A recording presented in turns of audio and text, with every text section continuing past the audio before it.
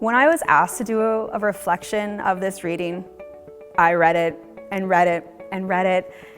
And then I realized, after a week of reading it over and over again, is that I was overthinking it. And this gospel is pretty much speaking right to me. It's pretty much reminding us that we live in a chronically busy, overwhelmed world, and we feel we need to conform.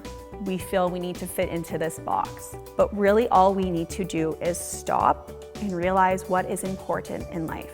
We need to live upward. What I mean by living upward, I mean we need to remember that we need to love God with all of our heart, our soul, our mind. And that is what it means. Because when we live with that in mind, we live with love, we live with light. God created us in this perfect image of Him, and we forget that. We forget that we are God. We are love, we are light, and we need to be an example of His love and of His teachings that we learn. So when the lawyer asks teacher, well, there's all these rules. You're supposed to do this, you're supposed to do that.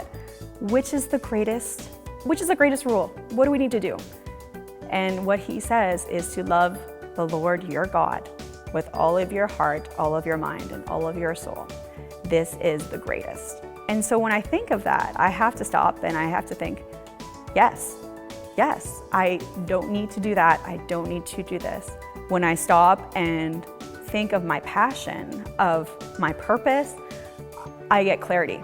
We get clarity when we stop and think of Jesus's reading. It comes clear to me what my purpose is, what God wants for me. And when he says, and a second of this is to love your neighbor as thyself and vice versa, is that when you receive God's love, bring it forth. Bring it forth to your family, to your friends. Be an example of that by the way we live our life. And sometimes when we forget that we will love our neighbor more than we actually love ourselves. And I think we're all guilty of that. We always give, and we don't receive, but we are worthy. We are so worthy of God's love.